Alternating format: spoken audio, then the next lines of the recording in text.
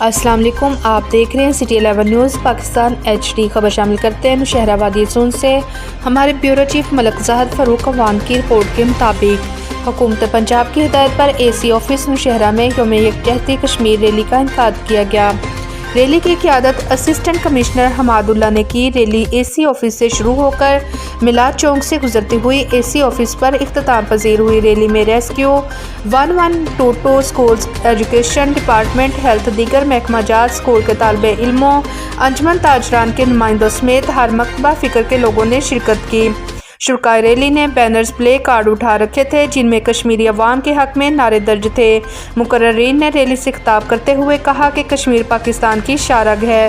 بھارت ظلم و ستم کے ذریعے کشمیری عوام کے حق خود ارادیت کو دبا نہیں سکتا۔ پاکستانی عوام کشمیری بھائیوں کے دکھ سکھ میں ساتھ ہے۔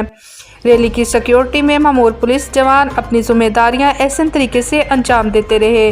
مزید خبروں کے لیے دیکھتے رہیں سٹی 11 نیوز پاکستان HD۔